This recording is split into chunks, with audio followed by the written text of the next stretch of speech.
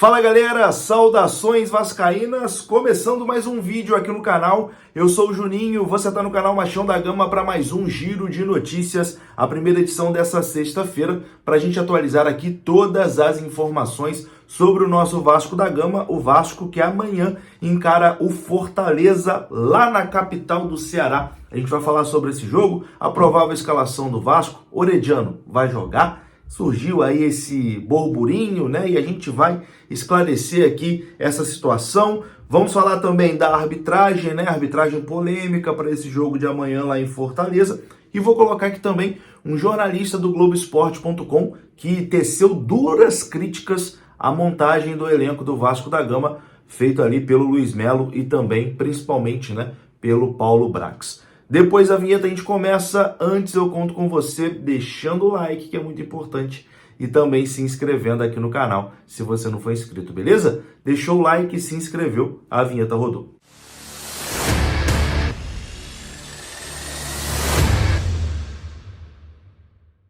Então bora lá, meus amigos, começando mais um vídeo, e começa esse vídeo aqui falando da Mais Ágil. Você que quer adiantar as parcelas do seu FGTS, você pode procurar a Mais Ágil. O link está aqui na descrição desse vídeo. Você clica, vai ser direcionado ao WhatsApp da Mais Ágil e lá você vai ser muito bem atendido. Se você tiver uma graninha presa no seu FGTS, a Mais Ágil faz toda a burocracia para você conseguir adiantar o seu dinheiro, beleza? Mais Ágil, parceira aqui do canal Machão da Gama. Bom, o Vasco amanhã enfrenta a equipe do Fortaleza, né? Lá na cidade de Fortaleza.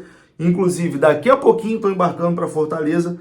Meu embarque ali é por volta de 12h30, então no fim de tarde já estarei na cidade de Fortaleza amanhã. Vou acompanhar de perto mais uma vez aí a partida do Vascão. O Vasco não tem merecido esse esforço, né? Mas como a passagem já estava comprada, vamos lá, vamos acompanhar mais esse jogo aí de perto. Bom, o Vasco que terá mudança, né, no seu time titular, mudanças no plural. O Pedro Raul está suspenso, não vai poder jogar, então Alex Teixeira deve jogar ali no ataque, né, como camisa 9. E teremos também a mudança na zaga, a entrada do Capasso na vaga do Robson Bambu. Robson Bambu que fez uma partida tenebrosa contra o São Paulo e vai ser sacado do time, né? O Capasso será o titular. Mas também existiu ali a possibilidade do Orediano ser titular contra o Fortaleza. Todo mundo vem cobrando, né, uma participação maior do Orediano, que ele faça mais partidas com a camisa do Vasco. Muita gente pergunta por que o Orediano não vem jogando, né? E surgiu ali a possibilidade do Orediano ser escalado, né, começar jogando no meio-campo, como um camisa 10 ali centralizado, na função de armador. Porém, o próprio jogador, o Orediano, falou à comissão técnica do Vasco que não se sente confortável em fazer essa função de camisa 10 e que ele prefere disputar a posição na ponta direita. Então, o Orediano não deve começar jogando e vai mais uma vez começar ali entre os reservas. Essa é a informação. A provável escalação do Vasco para esse jogo é Léo Jardim no gol, Puma Rodrigues, Capasso, Léo e Lucas Piton, Jair, Galarza e Barros, Peck, Figueiredo e Alex Teixeira no ataque. E olha o que me chama a atenção, que mostra muito como foi mal montado o time do Vasco, né? Como o trabalho do senhor Paulo Brax na montagem do elenco é horrível, é ruim demais.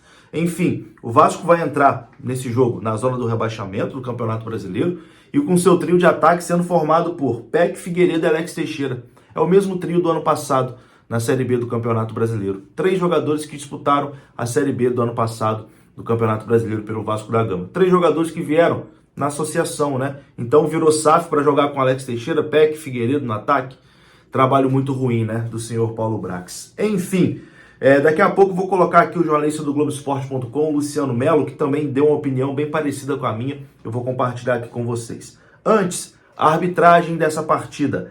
Edna Alves Batista de São Paulo vai apitar a partida entre Fortaleza e Vasco amanhã, 4 da tarde lá no Castelão. Arbitragem polêmica, né? A Edna andou fazendo ali algumas arbitragens bastante contestadas, né? Ela ficou um tempinho na geladeira e agora está voltando a apitar esse Fortaleza e Vasco. O Vasco que vai reencontrar Iago Pikachu, né? Que foi jogador do Vasco aqui por muito tempo e pela primeira vez desde que ele saiu do Vasco da Gama, ele vai enfrentar o Vasco, e o Pikachu falou sobre isso. Abre aspas aqui para o Pikachu.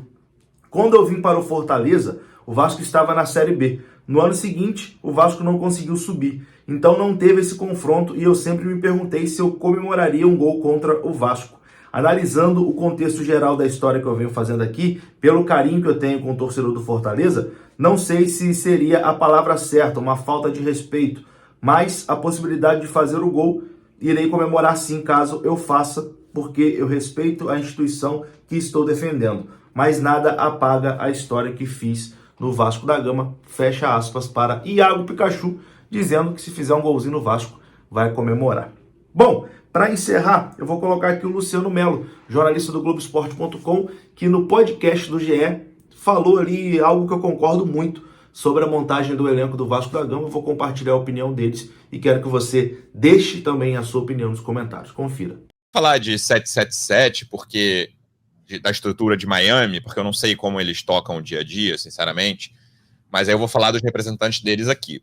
O Luiz Melo e o Paulo Brax subestimaram o Campeonato Brasileiro, não tenho dúvida em relação a isso. Tanto subestimaram também o potencial das coisas darem errado no Vasco também, né? E o Luiz Melo tá aqui há bastante tempo, né? Tava no Vasco Associação, não tem nem essa desculpa, na minha opinião, cara. Por isso que eu não sei se ele subestimou essa parte, entendeu? Ele subestimou a Série A do Campeonato Brasileiro, não tenho dúvida disso, porque em relação ao orçamento é ele que decide, claro que ele tem que, né, negociar com o Miami, e em relação a contratações é o Paulo Brax, cara. E você falou isso no início, né, que o Vasco contratou metade de um elenco.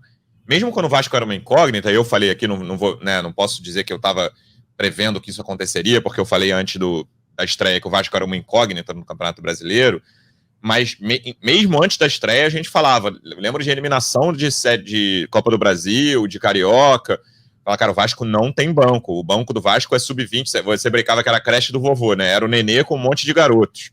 A gente falou várias vezes isso, várias, e a diretoria, né, personalizada nessas duas pessoas aí, no Luiz Melo e no Paulo Brax, eles dois subestimaram o Campeonato Brasileiro, não tenho muita dúvida em relação a isso, e o torcedor do Vasco, quem acompanha o Vasco mais de perto, João, já sabia que é problemático, né? O Vasco precisa começar bem. Claro que não quer dizer que se entrar na zona hoje, amanhã ou na próxima rodada vai cair. Não, óbvio que não. Mas era tudo, assim, o discurso todo não era que o Vasco ia disputar título esse ano, né? Mas o discurso todo o Vasco vai fazer um campeonato tranquilo. E na 7ª rodada ninguém tá tranquilo, né? Nem eles estão tranquilos. Mas nesse momento o planejamento dá para dizer que houve um erro ou de orçamento, de planejamento, ou de execução, porque não dava para ficar, por exemplo, com um banco sub-20. É pouco dinheiro, e realmente, assim, futebol profissional nem hoje... só o banco, né? O titular também, né? Futebol profissional hoje no Brasil é pouco, 100 milhões é pouco dinheiro. O Flamengo tá trazendo o Luiz Araújo, que é metade disso para ser reserva. O Flamengo paga metade do que o Vasco gastou nessa janela por um reserva. E aí você, mas não é o Flamengo, mas aí você vai lembrar de entrevista de Josh Wander dizendo nunca mais vai ter essa diferença de orçamento. A entrevista mais infeliz de todo esse processo até agora foi essa, com certeza. A frase mais infeliz foi essa até agora. E aí o torcedor fica com isso na cabeça. E aí o que o Vasco gastou em uma janela, o Flamengo gasta metade para trazer um reserva. Então, você pode dizer, foi um erro de orçamento, mas também tem muito erro de execução aí, de dizer, cara, o Capasso vale isso, entendeu? O Orelhano vale isso, e aí depois a gente vai entrar nesse ponto aí que você já defendeu como meia. Mas, claramente, na minha opinião, subestimaram o tamanho e a dificuldade dessa Série A especificamente de 2023. Então é isso, né? Eu vou ficando por aqui. Se você gostou do vídeo, deixa o like, que é muito importante. Se inscreva aqui no canal. Saudações vascaínas. Até a próxima. Fui!